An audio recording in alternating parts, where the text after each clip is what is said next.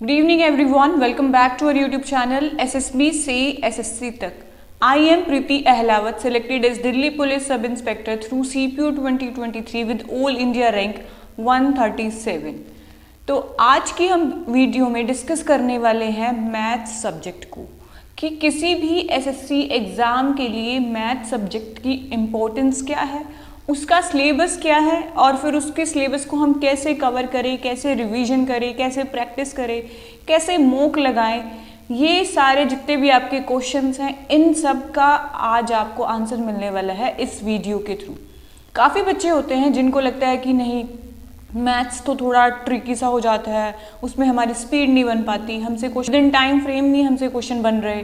काफ़ी क्वेश्चंस होते हैं बच्चों के, इवन कि जिनका मैथ्स बैकग्राउंड होता है उनको भी मैथ्स से डर लगता है।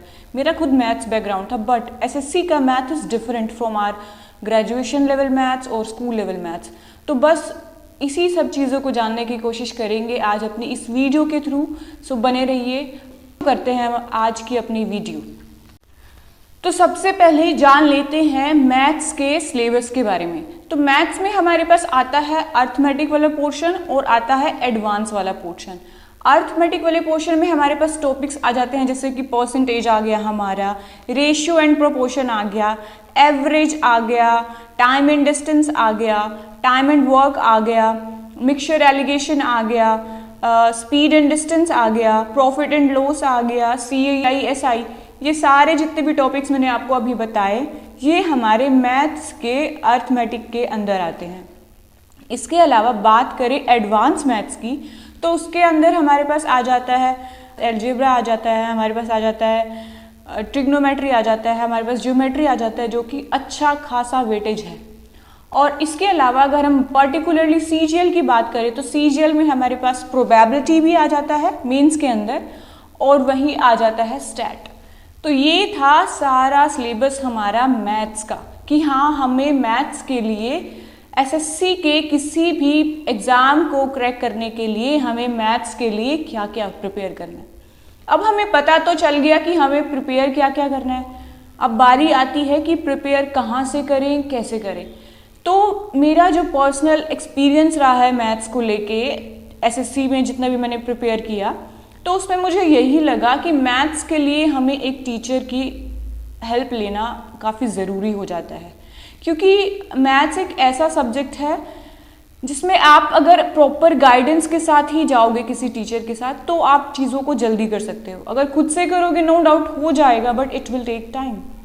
तो बेटर यही है कि मैथ्स में आप किसी भी टीचर के साथ जा सकते हैं। वही अगेन बात कि टीचर को कैसे सेलेक्ट करें, उसके लिए आप कहीं से भी पहले अच्छे से रिसर्च करिए। YouTube पे आपको हर एक टीचर का वीडियो मिल जाएगा, उस वीडियो को अच्छे से देखें, एक दो क्लासेस लगाएं।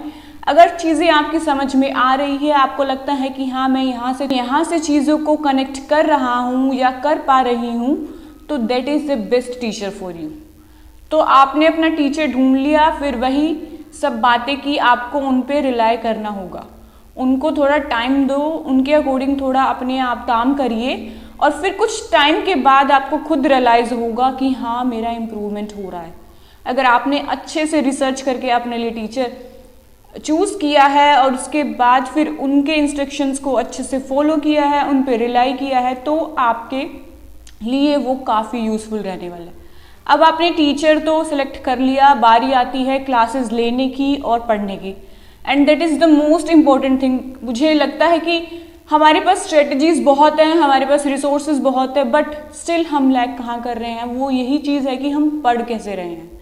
तो अब उसी चीज़ पे हम बात करेंगे कि हम क्लासेस ले रहे हैं तो हमें वहाँ पे करना कैसे है।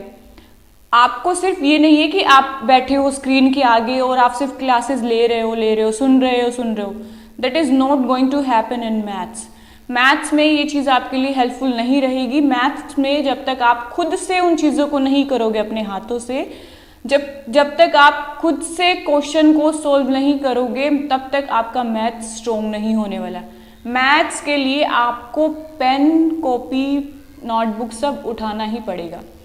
तो मैं मेरे लिए क्या करती थी, जैसे कि मैं पढ़ती थी आभास सर से, तो उनकी क्लास चल रही है, क्लास के दौरान मैं रखती थी अपने साथ रफ नोटबुक। तो जैसे ही वो पढ़ा रहे हैं वो पढ़ा रहे हैं तो मैं उनकी जो थ्योरी पढ़ा रहे हैं वो बीच बीच में थोड़ा बहुत, तो मैं उनसे छोटे छोटे नोट्स बना लेती थी। मेरे को लगता था जो चीज़ें मेरे को एग्जाम से पहले पढ़नी है तो मैं उन चीज़ों को रफ नोटबुक में लिख लेती थी। अब ऐसे ही करके मैंने पूरी क्लास ले ली। उसके बाद फिर मेरा मेन काम शुरू होता था। फिर मैं वो जो मैंने रफ नोटबुक में छोटे छोटे नोट्स बनाए हैं, फिर मैं उनको ऐसे प्रॉपर नोट्स बनाती थी। जैसे मैंने अलजेब्रा के लिए ये सब बना रखा है कि हाँ वो कैसे पढ़ाते थे, वो जेसीबी वगैरह करवाते थे, वो सब मैंने ऐसे अच्छे से बना रखा है। ऐसे ही मैंने ज्योमेट्री का बना रखा है। एडवांस मैथ्स में हमें मेरे नोट्स की ज़रूरत होती है, तो वो मैंने सब ऐसे अच्छे से बना रखा है। और ऐसे ही मैंने मेरे को जिन जिन सब्जेक्ट में लगा कि जिन जिन टॉपिक में मेरे को लगा कि मेरे को नोट्स बनाने हैं, मैंने उनके नोट्स बनाए। रफ नोटबुक से नोट्स तो बना लिए। उसके बाद जो वो हमें पीडीएफ प्रोवाइड करते थे, मैं उनको एक एक क्वेश्चन को खुद से लिख के, जैसे हम स्कूल में करते थे बच्चों की तरह, वही सब मैं करती थी। जैसे कि ये अलजेब्रा की मैंने क्वेश्चंस सोल्व कर रखे हैं, सारे क्वेश्चन मैंने अच्छे से सोल्व कर रखे हैं। ये पूरा रजिस्टर मैंने ऐसे ही सोल्व कर करके पूरा। और इसके अलावा इवन की एक और है, ये एक तरह से मेरी आप जो वो नोटबुक मान सकते हो जो हम स्कूल में बनाते थे अपना फेयर नोटबुक, ऐसा कुछ आप इन चीज़ों को मान सकते हो। देखिए ऐसा कुछ मैं पूरा बनाती थी। और इसके अलावा रफ नोटबुक भी होती थी जिसमें मैं क्लास के दौरान ही जो मेरे को लिखना होता था, जो थोड़ा बहुत मेरे को कैलकुलेशन करना होता था, वो सब मैं करती थी। तो अब ये तो था कि हाँ हमें कैसे क्वेश्चंस को सोल्व करना है, कैसे हमें नोट्स बनाने हैं, वो आपके ऊपर है। आप चाहें तो पीडीएफ को आप कैसे भी सोल्व कर सकते हैं, आप उनके क्वेश्चंस को नोट कर सकते हैं। It's all up to you. अगर आपको क्वेश्चन नोट नहीं करना, आप सिर्फ उसका सोल्यूशन निकाल सकते हैं, तो वो आपके ऊपर है। बट आपको वो पीडीएफ अपने हाथों से जितने भी क्वेश्चन सर ने क्लास में करवाए हैं उन सबको आपको खुद से सोल्व करना होगा, तभी आपके पास मैथ्स के लिए कॉन्फिडेंस आएगा। यही आप किसी भी टीचर को फॉलो कर रहे हो, सेम प्रोसीजर आपको ये फॉलो करना है। आपके पूरे मैथ्स की जब जो भी आपका ड्यूरेशन होगा, आपका सिलेबस कवर करने वाला ड्यूरेशन, तो आपको प्रॉपर ऐसे ही अच्छे से करना होगा। उसके बाद आता है सिलेबस तो हमारा ख़त्म हो गया, अब हम रिवीजन कैसे करें, प्रैक्टिस कैसे करें। रिवीजन के लिए आपके पास आपके नोट्स जो आपने बनाए थे एग्ज़ाम के टाइम, वो आपको रिवाइज करने हैं। रेगुलर इंटरवल पे आपको उनको रिवाइज करते रहना है। और इसके अलावा रही बात प्रैक्टिस की, तो आप किसी भी पीवाईक्यू बुक को उठाइए, वहाँ से क्वेश्चन लगाइए। ये सब काम तब होने वाला है जब आपका सिलेबस अच्छे से हो जाएगा, आपकी रिवीजन चल रही है।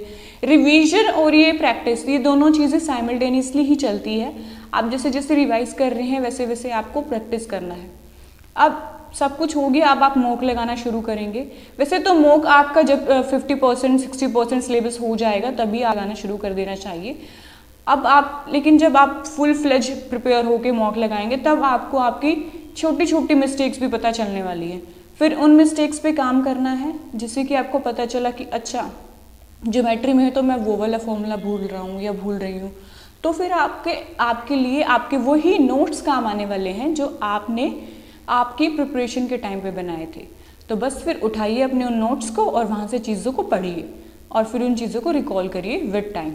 बस यही सब था कि आपको मैथ्स में कैसे सिलेबस कवर करना है, कैसे रिवीजन करनी है, कैसे प्रैक्टिस करिए। होपफुली आपको मैथ्स के लिए एक आइडिया हो गया होगा कि आपको मैथ्स को कैसे हैंडल करना है, कैसे टैकल करना है। एट द एंड सब तभी होगा जब आप अपने हाथों से क्वेश्चन करेंगे। मैंने भी गलतियां की है शुरू में, मैं भी बस ऐसे ही मतलब दिन में मैं 5-5 6-6 घंटे सिर्फ क्लासेस ही ले रही हूँ, मुझे कुछ आउटपुट नहीं मिला। फिर मेरे को अच्छे से समझ में आया चीज़ें कि हाँ कैसे क्या कुछ करनी है। तो वही चीज़ें मैं अब आपको, अगर आपको इनिशियली वो सारी चीज़ें पता चल जाएंगी तो आपका जो वो टाइम वेस्ट होगा उससे आप बच जाएंगे। तो इसी उम्मीद के साथ कि हाँ आपको चीज़ें समझ में आई होंगी, मैथ्स को कैसे करना है, कवर कैसे करना है। तो अगर आपको फिर भी लगता है कि हाँ मेरे छोटे मोटे कुछ डाउट्स हैं, और रही इम्पॉर्टेंट चीज़ यही है कि आप अपने सिलेबस को सबसे पहले अच्छे से कवर करें। किसी भी टॉपिक को लाइटली ना लें, हर एक टॉपिक को अच्छे से बिल्कुल कंसेप्ट समझ के उन चीज़ों को करें। तो बस इसी उम्मीद के साथ कि आपको चीज़ें समझ में आई होंगी, मैथ्स सब्जेक्ट से रिलेटेड जितने भी आपके डाउट्स होंगे वो सब क्लियर हो गए होंगे। बट फिर भी अगर लगता है कि हाँ मेरा कोई डाउट है या मुझे कोई इशू आ रहा है, so please let me know in the comment box below so I can help you. And अगर लगता है आपको कि मेरे इस कंटेंट से आपको कुछ भी हेल्प मिल रही है, So please like, share and subscribe our YouTube channel SSB से SSC तक. Thank you.